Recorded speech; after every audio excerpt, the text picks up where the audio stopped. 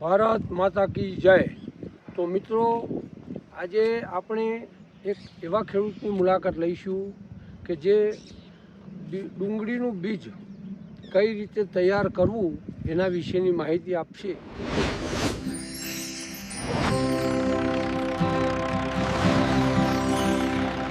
આજે આપણે એક એવી જગ્યાએ આવ્યા છીએ કે આપણને એમ લાગે કે આપણે કોઈ બગીચામાં ફરતા હોય, પણ આ બગીચો નથી। વાસ્તવમાં આ એક ડુંગળીનું બીજ કે જે એનો ફૂલ આપણને બગીચા જેવો લાગે, કે જેને માહિતી ના હોય, જેને ખબર ના હોય, એને તો એમ જ થાય કે આ કોઈક નવી જાતનું ફૂલ છે, પણ વાસ્તવમાં આ નવી જાતનું ફૂલ નથી ભાઈ। આ છે ડુંગળીનું બીજ, અને એની માહિતી હવે આપણે મેળવીએ કે આ બીજ કઈ રીતે તૈયાર કરવામાં આવે છે। તો હવે આપણે ખેડૂતભાઈ પ્રકાશભાઈના પાસે જવાનું છે।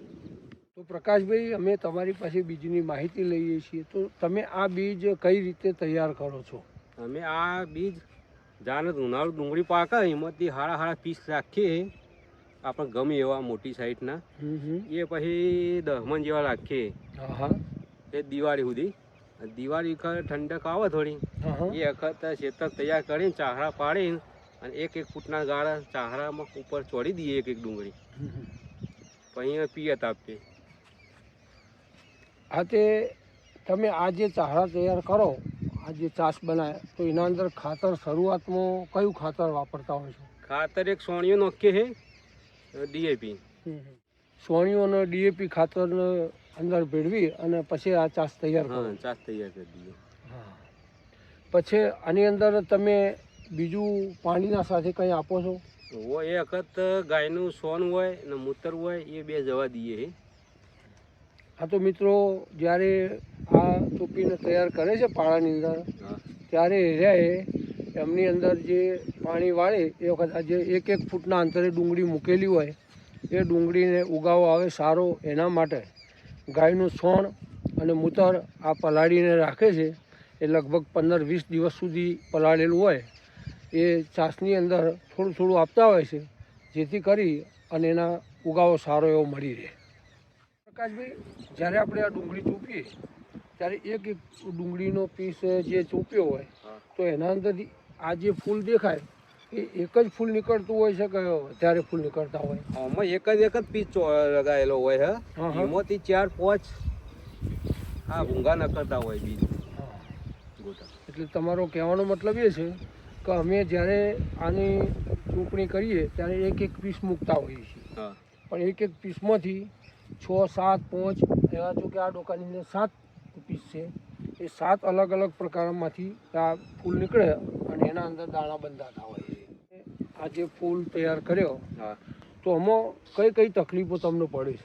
આમાં એક નિદામણની અને એક ચરમી આવે, મચ્છી આવે, એની દવાઓ છોટવી જ પડે। હા, તે નિંદામણ કઈ અવસ્થામાં હોય? એ જે તે વખતે એ નાની હોય ડુંગળી, એ વખત મેદી દેવી પડે, પછી મોટા ગોટા આવી જાય, પછી એની અંદર ફરતા ફાવતું નથી। અને શરૂઆતના જ બીજ ઉપર પ્રકાશભાઈનું કહેવું એમ છે કે શરૂઆતના બીજ ઉપર નિંદામણનું પ્રમાણ વધારે હોય, તો એ વખતે ડુંગળીની નાની અવસ્થામાં હોય એટલે એમનું ફરતો ફાવે અને ફરી અને દવાઈ નાખવામાં આવે છે, વત્તા એનું નિંદામણ હોય તો નિંદામણ દૂર કરવા પડે। જો ઓછું નિંદામણ હોય તો એ પોતાની દાંતેડી લઈ અને નીંદી લેતા હોય છે। તો આ પછી જ્યારે આ પીસ તૈયાર થાય એની આપણને ખબર કઈ રીતે પડે? આમાંથી પછી કાળા દોણા નાખે, થોડા થોડા દેખવાય એટલે કુમથું વાઢી નાખવાનું, પછી ઉપાય એટલે રહી રહેવાનું। એટલે એનો આમ કલર બદલાતો હોય કે એવું કોઈ? ના, આના ગોટા ઉપર જ દોણા જ દેખાતા થઈ જાય। અચ્છા, એમનું કહેવું એમ છે કે આ જે ફૂલ છે ને, એ ફૂલની અંદર આ જે નાની નાની મોગરી છે એના અંદર દાણો બનતો હોય, અને એ દાણો અંદરથી જ્યારે દેખાવાની તૈયારી થાય ત્યારે પછી એ ઉપરના જે ફૂલ છે એ કાપી અને એક બાજુ ભેગા કરવામાં આવે, અને એ રીતે એના અંદરથી બીજ લેવામાં આવે। તો પ્રકાશભાઈ, હું આ તમારા ક્યારામાં ફર્યો, તો મને આ બાજુના ક્યારા વ્યવસ્થિત લાગ્યા, એક ધારું બિયારણ છે, જ્યારે આમાં આ બિયારણના આ ક્યારાની અંદર એકદમ આછું પાતળું એ રીતનું કામ ડિફરન્સ શા માટે પડે છે? એટલે પોર અમારે ભૂંગા કરેલા હતા બિયારણનું, એમાં કર્યું એટલે એનો ડિફરન્સ। હા, આમાં આ જગ્યા નવી છે, આ જગ્યામાં કદી વાવતા નતા. અમુક થોડું જગ્યા બદલો ને થોડા ડુંગળી વધી છે બાજુમાં કરી એટલે એમાં થોડું દીકરું પડ્યું. આ તો ખેડૂત મિત્રો એમનું કહેવું એમ છે કે જે જગ્યાએ આપણે ગઈ સાલ બિયારણ કર્યું હોય અને એના એ જગ્યાએ બિયારણ કરવાથી અને બીજી જગ્યાએ બિયારણ કરવાથી કેટલો ફરક પડે છે એનો અનુભવ થાય.